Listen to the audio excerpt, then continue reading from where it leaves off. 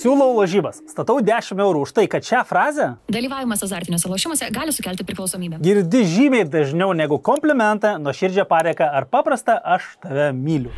Nebent esi 10 vaikų tėvas ar išrinktas metų mokytojų. Telikas, radijas, kiekvienas YouTube vaizdo įrašas, visur knibždėte knibžda perspėjimai apie lošimų pavojus. Tik štai vat bėda. Visiems ant šitos reklamos nusispjauti. Netikė? Pažiūrėkime į skaičius. Vien tik užpernai lošimo kompanijos visame pasaulyje uždirbo apie $500 trilijono. Iš jų internetiniai lošimai sudarė beveik 75 milijardus. Tai reiškia, kad vien tik online kazino mūsų planetos gyventojai pralošė sumą lygią 5 Lietuvos biudžetams. Šansai, jog situacija greitų metų pagerės, maždaug tokie patys kaip tikimybė ant flopo gauti full house. Ekspertai skelbė alarmą, kad iki 27 metų lažybos pramonės apimtis padvigubės ir sieks jau 124 milijardus. Kartą paragavęs negali sustoti. O kam ir sustoti, jeigu lošėjų tiek vienkartinių, tiek patologinių skaičius nuolat didėja. Šiuo metu vien tik Amerikoje yra beveik 60 milijonų aktyvių lažybų fanatų. 1 iš 400 suaugusių viso pasaulio pilnamečių yra kreipėsi pagalbos dėl azartinių lošimų problemos. Pagal šią statistiką vien Vilniuje yra apie 1500 priklausomų gamblerių. Nors su Las Vegasu nepalyginsi, nes ten kiekvienais metais naivūs turistai prakeša po $10 milijardų. Kaip pasakė Frankas Sinatra, Vegasas yra vienintelė vieta pasaulyje, kur pinigai iš tikrųjų kalba. Jie sako goodbye. Kol vieni su pinigais atsisveikina, kiti juos uždirba ir pelną semia maišais. Štai didžiausia pasaulyje pasaulio lošimų kompanija Flutter Entertainment pernai iš patikimų lošėjų užkalė beveik $12 milijardų. Jeigu ką, pačios bendrovės market capas yra 38 milijardai. Tiesiog palyginimui, didžiausios Lietuvos kompanijos Ignitis grupės kapitalizacija nesiekia nė $1,5 milijardo. Matomai paprasti žmonės be elektros išgyventi galėtų, o vat priklausomi lošėjai be azartinių žaidimų, na niekaip. O kokia situacija yra Lietuvoje? Vien tik pernai Lietuvoje pralošta €288 milijonai, iš kurių 222 milijonai azartiniuose lošimuose, o 66 milijonai loterijoje. Tad jei manai, kad teleloto ar perlas gan nekaltas užsiėmimas, manyk iš naujo. Na gerai, tai gal bent jau valstybė naudos iš to gauna. Per 2023 metus į Lietuvos iždą suplaukė beveik 67 milijonai eurų iš loterijų ir lošimų mokesčių. Nu va, prašom, pusę stadiono jau pastatyti galėtumėm. O jei rimtai, tai bendraudamas su savo aplinka, verslo partneriais, bičiuliais, nesu sutikęs nei vieno, kuris praturtėjo iš lošimų. Bet užduodamas klausimą, kiek žmonių tapo turtingais investuodami į verslą, nekilnojamą turtą, karjerą, finansinius instrumentus, radau šimtus vardų. Nes investavimas į aukščiau minėtus dalykus, priešingai nei azartiniai lošimai, yra paremtas strateginiu mąstymu, analize ir ilgalaikiu planavimu. Tai yra būdas ne tik susikurti galimybę realiai uždirbti pinigų, bet ir apsaugoti juos nuo infliacijos. Aš galiu šiandien nueiti ir gauti dopamino pliūpsnį laimėjęs 100 eurų ant aparato, o rytoj graužti nagus pralošęs 200. Todėl aš geriau renkuosi tos pačius 200 eurų kas mėnesį investuoti į finansinius instrumentus, kurie ilgainiui dėl sudėtinių palūkanų efekto užaugins mano kapitalą. Tam reikia ne greito praturtėjimo schemos, o šiek tiek žinių ir edukacijos. Kad ir toks paprastas dalykas kaip pinigų taupimas gali būti super efektyvus, kai žinai, kaip tai daryti teisingai. O dabar minutėlį sustokim. Ar dažnai pagauni save galvojant, kad reiktų pradėti investuoti? Gal net turi atsidėjęs tam pinigų, bet vis atidėlioji tą pirmą žingsnį. Nes atrodo per sudėtinga arba tiesiog nežinai nuo ko pradėti. Jeigu atpažinai save, įdėmiai paklausyk. Turiu tau sprendimą, kuris lengvai padės pradėti. Tai Freedom 24. Ir kodėl būtent jie? Visų pirma, viskas yra lietuvių kalba. Jokių neaiškumų ar kalbos barjerų. Galėsi jaustis drąsiai. Pati platforma sukurta taip, kad būtų itin paprasta naudoti. Investicijas galėsi valdyti tiesiog telefonu. Freedom 24 yra dalis kompanijos, kurios akcijomis prekiaujama Nasdaq biržoje, o tai reiškia griežtą JAV priežiūrą ir tavo pinigų saugumą. Be to, tu gausi prieigą prie viso pasaulio, virš milijono akcijų ir ETF-ų 15 skirtingų biržų. O kad žengti pirmą žingsnį būtų dar maloniau, Freedom 24 turi puikų pasiūlymą naujiems klientams. Jeigu atsidarysi ir papildysi sąskaitą per nuorodą video aprašyme, galėsi gauti dovanų net iki 20 atsitiktinių akcijų. Tai yra puikiai galimybė pradėti savo investavimo kelionę su papildomu kapitalu. Todėl nėra ko laukti, leisk savo pinigams dirbti. Spausk nuorodą aprašyme, atsidaryk sąskaitą ir pasiimk savo dovanas. O jeigu nori viską daryti žingsnis po žingsnio, ten pat rasi ir nemokamą instrukciją. Pradėti yra daug lengviau nei tu manai. O štai ką mano Vilniaus gyventojai apie lošimų reklamą. Nežinau, niekart nesu buvęs tenais, tai nepatarčiau lankytis. Kas azartiškas? Prastoka. Prastoka. Neigiama, teigiama? Neigiama. Manau, yra labai blogai. Manau, kazino yra liga daugelį žmonių. Ir kadangi mes jaunimas dar dažnai tai matom ir kviečia žaisti tikrai. Geras dalykas. Kablys. Jeigu moki žaisti, gali pakelti pinigų tikrai. Šiaip iš tiesų kazinkės yra visiški skemai. Kaip pasakyti, visiška nerealybė ir tiesiog euforiškas dalykas. Kažkoks ten, tiesiog netikiu, gadina šeimas, nesąmonė.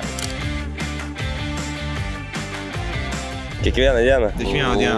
Labai daug pasitikiu. Labai dažnai kažkur svetainiai, kai filmus užeinu pažiūrėti. Labai dažnai, visą laiką, kai naudoju socialiniais tinklais ar kažkoje naršau internete, visą laiką lošimų reklamos yra tas, ką pamatai pirmame puslapyje. Dažnai. Praktiškai kasdien. Nelabai, kadangi neturiu televizoriaus, tai neturiu kur pastebėti. Bet galbūt per telefoną, per kompą? Šiaip nelabai, jeigu atvirai. Dažnai internete būna. Išlenda tiek į streaming filmus. Kaip matot, reklama yra ganėtinai pastebima, kas galėjo abejoti. Ir kol kas legali. Apskritai, Lietuvoje lošimų legalizacija vyko gan vėlai, 2001 metais. Internetinių lošimų paslaugos įteisintos išvis tik 2016-aisiais. Visgi šiais metais atlikti gudrūs tyrimai atskleidė visai negudrius skaičius. Net ir mūsų dienomis nelegalių lošimų apimtis Lietuvoje siekia apie 25% visos lošimo rinkos. Reiškia, kas ketvirtas žaidėjas ne tik lošia, bet ir tai daro nelegaliai. O 69% apklaustųjų prisipažino, kad bent keletą kartų yra lankėsi nelegaliose lošimų svetainėse. O faktas lieka faktu. Nuo azartinių žaidimų pinklių nėra apsaugotas niekas. Ta lyg ir visi supranta, bet ne velnio. Praktika rodo, jog impulsyvūs lošėjai nesupranta nieko. Jie nejaučia jokio saiko ir visiškai nesugeba kontroliuoti savo troškimo lošti. O štai amerikietis Terence Watanabe per vienerius 2007 metus Vegaso kazino prarado $112 milijonų. Caesars kazino iš New Yorko valstijos už šį epizodą gavo baudą $225,000. O vien dėl to, kad jis tą darydavo apsvaigęs nuo marihuanos.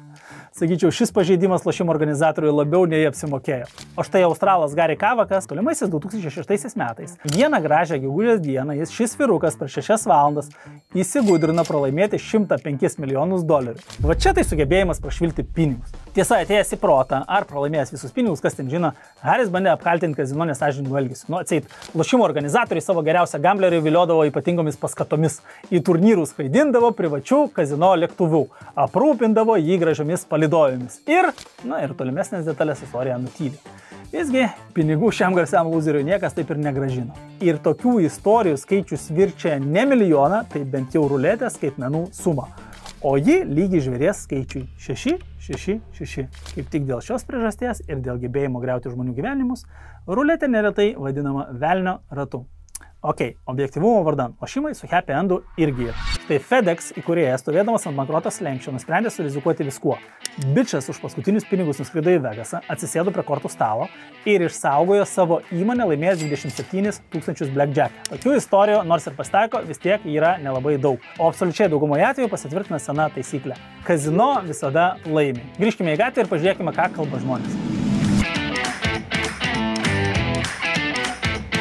Labai lengva. Nieko lengviau šiais laikais nėra. Per internetą gali žaisti, visokie portalai yra. Tuo labiau gali ir lietuviškose nuo 18 jau. Šitą tai neturėtų būti. Tai vienareikšmiškai.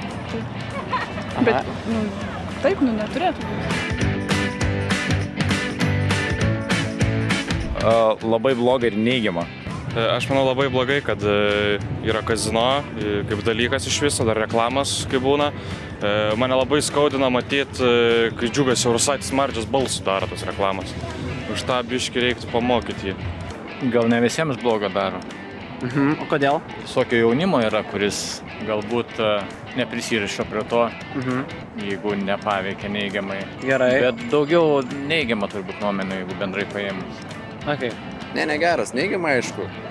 Bet visi supranta, kad sporte be kazinotų lošimo su įmonių pinigų nebūtų labai daug sporto. Kai remia labai daug patys, krepšinio klubai, futbolo klubai tie patys, tai labai daug investuoja į tai. Reklama, pavadinimai vieni išpirkti, kiek yra su pavadinimais tų lošimo įmonių, kašio komandų daug kito.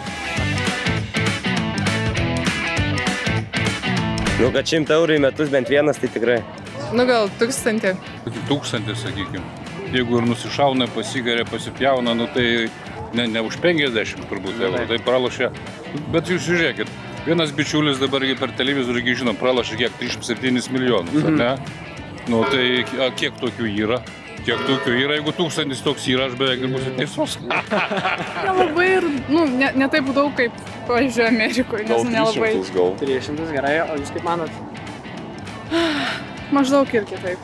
Gal pirma mintis būtų kokie 8000 eurų. Vidutinis lietuvis maždaug, jeigu gambleris tikras, tai apie 10-20 tūkstančių. Kaip atlyginimas būtų metinis? Okay. Nežinau, kokių 100 eurų. Belė kokie rėžiai gali būti, man nežinau, 1000 eurų gal. Nu, kokie 200 eurų.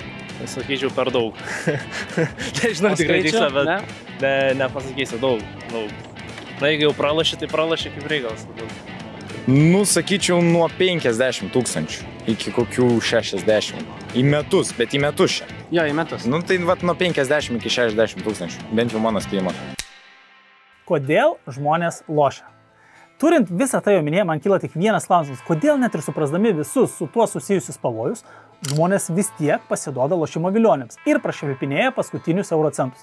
Štai nesenai atlikto tyrimo metu paaiškėjo, 48% nuolatinių lošėjų dalyvauja azartiniuose lošimuose, nes trokšta laimėti pinigų. 35% respondentų tiesiog mėgaujasi žaidimo metu patiriamais įspūdžiais. O net 18% šią veiklą apibūdina kaip savo hobį. Na, maždaug aš laisvalaikiu mėgstu žvejoti ir siuvinėti grįželių. Šiuolaikinėje psichologijoje priklausomybė nuo azartinių lošimų apibūdinama kaip tęstinis arba periodiškas elgesio kontrolės praradimas, nebegalint atsispirti potraukiui lošti. Visgi, kaip ir alkoholio, narkotikų priklausomybės atvejais, lošėjo sąmonė prislopsta dėl dopamino hormono, ko pasekoje žmogus gali užstrigti prie žaidimo automatų ar e-svetainės neribotam laikui. Papildomas lošimo pavojus slypi dar ir tame, jog lyginant su cheminėmis priklausomybėmis, azartinių žaidimų neįmanoma padauginti. Jeigu nuo alkoholio ar narkotikų perdozavimo žmogų ištinka mirtis, lošėjo blogiausio atveju laukia bankrotas. Sugriuvusios šeimos, prarasti darbai, nukraujavę šeimos biudžetai. Visą tai lošėjas priskiria šalutinės žalos kategorijai. Kol žaidžiu, tol ir neskauda. O jei skauda, kai nežaidžiu, pasigydysiu žaidimu. Ta patvirtina ir Vegas ar Makao kazino darbuotojai. Jie nuolat skundžiasi klientais, kurių socialiniai įgūdžiai dėl žaidimų priklausomybės menksta iki tokio lygio, kad jie priversti nešioti suaugusių sauskelnes. Bet kuriuo atveju blogiausia visoje šioje situacijoje, kad nuo azartinių lošimų pavojų nėra apsaugoti ne tik suaugusiai, bet ir paaugliai. Ir čia jau juokai menki. Lošiančių asmenų amžius mažėja kiekvienais metais, o 20+ amžiaus žmonės yra sparčiausiai auganti lošėjų grupė. Kanadoje atliktos apklausos metu paaiškėjo, kad beveik 2/3 paauglių nuo 12 iki 18 metų amžiaus jau yra lošę ar žaidė azartinį lošimą panašius online žaidimus. Lietuvoje tokių apklausų išvis niekas nedaro, gal ir gerai, bent jau tėvai ramiau miegos. O ir patys lošimo organizatoriai, lyg maitvanagiai, naudojasi tuo, jog jaunimas vis daugiau laiko leidžia mobiliuosiuose prietaisuose. Ten sek, nesek, vis tiek nieko nesukontroliuosi. Štai pusė jokie jaunimėlio tyrimo metu prisipažino, kad maždaug nuo 10 ar 11 metų matydavo lošimo reklamą bent kartą į savaitę. Tuo tarpu 1/4 jų su tokiais anonsais susidurdavo kiekvieną dieną. Šią socialinę problemą paaštrina ir populiarūs soctinklai.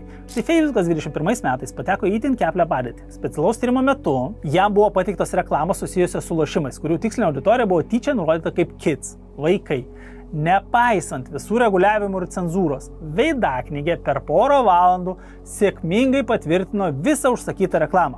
Tik kad Facebooko teisininkams išsivartyti iš šitos situacijos ir atsimušinėti nuo visų kaltinimų teko ne dieną ir ne 2. Dar mažiau laiko prireikė norint užsiregistruoti online lošimų puslapius. Keletą minučių, žiupsnis asmeninės informacijos, banko kortelės ar sąskaitos duomenys ir bingo, esi pasiruošęs nerti stačia galva į azarto pasaulį. Na, o dabar pažiūrėkime, kaip sekasi išgyventi statistiškam lošėjui. Vidutiniškai kiekvienas pasaulio gyventojas per metus pralošia $440. Paimkime mūsų mylimą pilietį Umfoldą ir suapvalinkime jo pralaimimų pinigų kiekį iki 400. Dabar darom prielaidą, jog mano alter ego neblogai užkybęs ant azartinių lošimų ir lošia, tarkim, 20 metų iš eilės. Po 5 metų Umfoldo sąskaitoje jau bus -2000 eurų. Po 10 ši suma sieks 4 tūkstančius, o po 20 8 tūkstančius eurų nuostolio. Labiau neįtikėtina, tą sakau jau ne aš, o statistika, jog pakelių Unfoldas bus išsiskyręs, prasigėręs, keletą kartų išspirtas iš darbo, netekęs šeimos draugų ir kas be ko prasiskolinęs iki ausų. Kaip sako patys lošėjai, lošimas nėra baigtas, kol dar turi marškinius. Tad tikėtina, kad Unfoldas savo karjerą baigs plikas ir basas. Žodžiu, perspektyvas atrodo gan blankiai. O dabar paimkime paprastą ir kiek protingesnį už Unfoldo žmogų, tarkim, Jorį. Joris kiekvieną mėnesį tos pačius 400 eurų įneša į savo investicinę sąskaitą ir juos įdarbina. Pažiūrėkime į istorinę rinkos grąžą. Jis siekia apie 10% ir, surprise, po 5 metų Jorio kišenėje jau bus 2686 eurai. Po 10 – 7 gabalai, o po 2 dešimtmečių jo kapitalas bus išaugęs iki 25 tūkstančių. Be to, tikėtina, jog profesinis ir socialinis Jorio gyvenimas bus žymiai geriau nusisekęs negu Unfoldo. O kaip savo gyvenimą nori praleisti tu, kaip Unfoldas ar kaip Joris? Tai kas apsimoka labiau – lošti ar investuoti? Savo nuomonę gali pasidalinti komentaruose. Na, o aš atsisveikinu iki kito video mūsų kanale. Nepraleiskite.